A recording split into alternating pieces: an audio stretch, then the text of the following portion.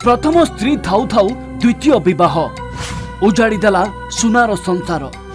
स्त्री मुंडरू लिभिगला सिंदूर।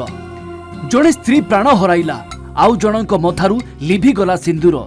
बाप घरे थिले प्रथम स्त्री, एपटे स्वामी आउ जनकू बाहा ही गले। घर को नहीं आसिले द्वितीय स्त्री। खबर पाई घरे पहुंची गले प्रथम पत्नी।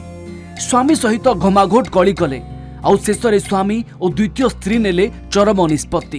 जी बाघराई हंसता ये सुसाइड करिसथि एवं तांको पत्नी ये बाघराई हंसता होची मो पुत्रा।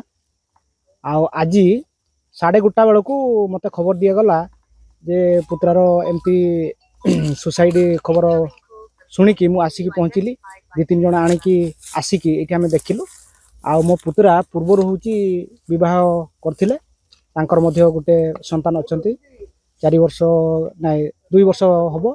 आ द्वितीय भी होची सी मैरिज करछंती।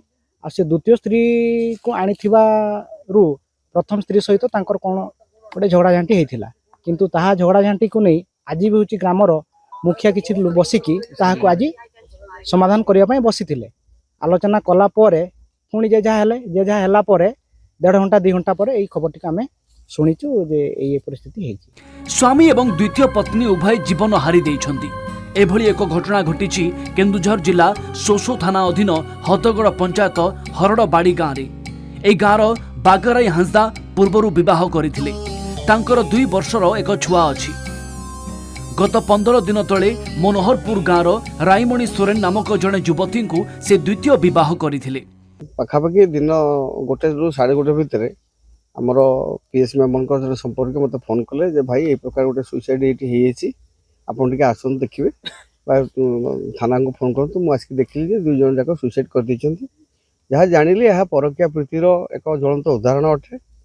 सी जो बाघराई जी सुसाइड कर स्त्री रायमणि जी सुसाइड कर तार द्वितीय स्त्री और प्रथम स्त्री मध्य तार अच्छी 2 जन जाक स्त्री होती गोटे गाँवर और प्रथम स्त्री को 4 वर्ष पूर्व से बह कर तार गोटे पुटे अच्छी। ये हूँ तार द्वितीय स्त्री। मसे 1.5 मास से तार नहीं चेन्नई रखी 10-15 दिन हम पाखापाखि 10-15 दिन हम से गाँव को आनी। जिते प्रथम स्त्री से फेरला सामान्य घरे कलह कलह हो सारापर गाँव मुखिया मान नहीं एक बैठक आज बसला। बैठक शांतिपूर्ण भाव समाधान करागला।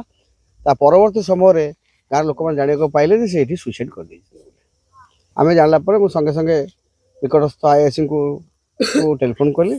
थाना अधिकारी आसिले विधिवत तदंत परीक्षा कौन घटना घटी।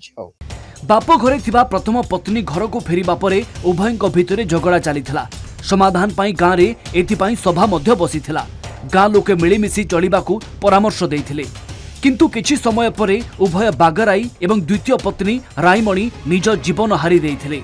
किछि क्षण भितरे उजुड़ी गला गोटे परिवार। एक बड़ भूल निष्पत्ति नेले ए 2 जन, जाहाकू अंततः समाधान करी होई थांता। केन्दुझर आनंदपुर स्वप्नेश्वर पंडांक रिपोर्ट के न्यूज ओडिशा।